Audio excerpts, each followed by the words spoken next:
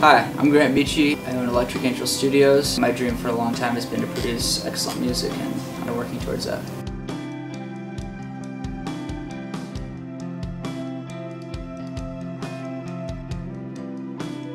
I mean, the biggest challenge for probably anybody in recording or photography or anything like that is technology is so available now.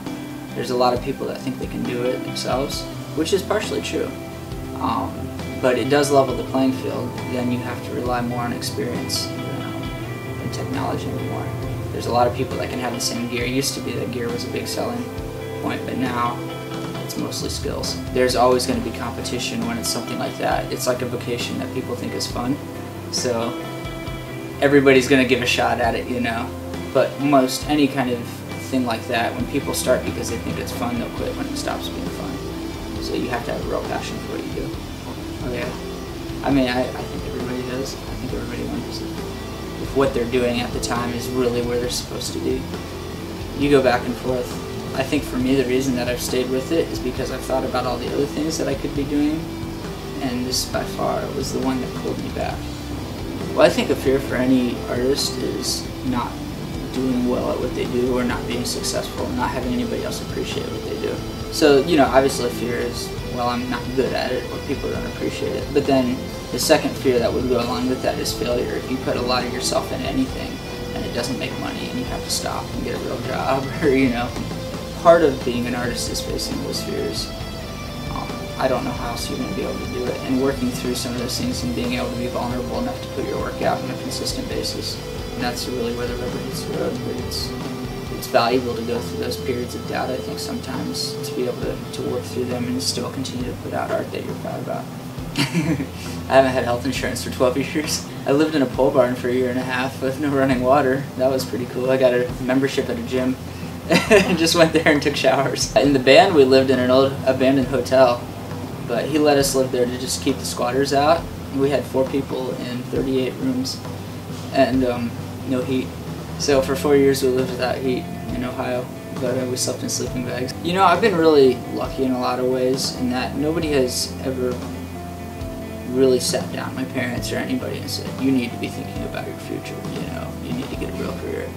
Most everybody I know has been supportive of it, which is a huge blessing, honestly. I'd say some of the factors that have helped me the most is positive feedback from peers or having mentors along the way. And this is kind of a lonely business. A lot of the arts are, but I think it's valuable to find people that are involved in the same type of thing, even if they're not in direct competition. In fact, it helps if they're not a lot of times.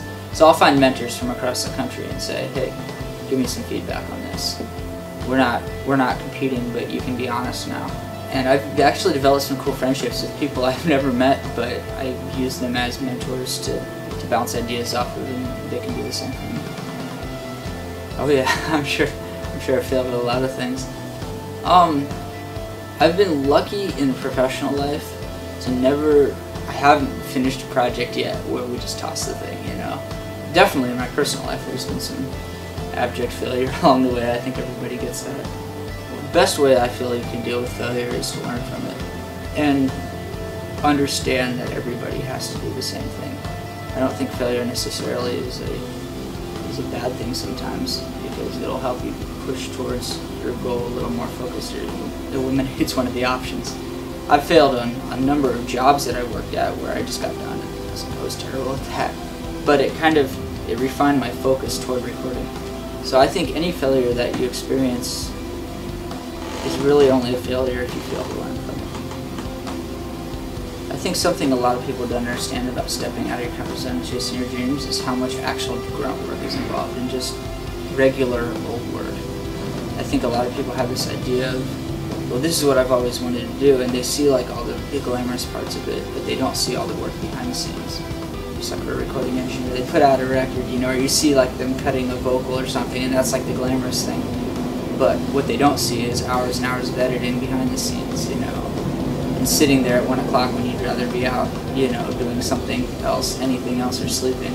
But you're doing that vocal take like for the 100th time because the vocalist didn't quite nail it. But part of doing anything is you have to have a passion for it, because anything that's worth doing is worth doing with some hard work, and it will be hard work. I would say if you want to start pursuing your dream, I think it's valuable to count the costs ahead of time and dedicate a specific amount of time to it. There's really only one good way to find out if you're any good at something, and that is to work hard. I think being able to say, I'm willing to dedicate this amount of time to something, and going with it will give you an honest shot at whatever you're trying to do. Like in the band that I was in, we got together at the beginning, we said, we're willing to dedicate 5 years of our life to this. And we did. We did. Every last one of us put 5 years into that, and that's what allowed us to get where we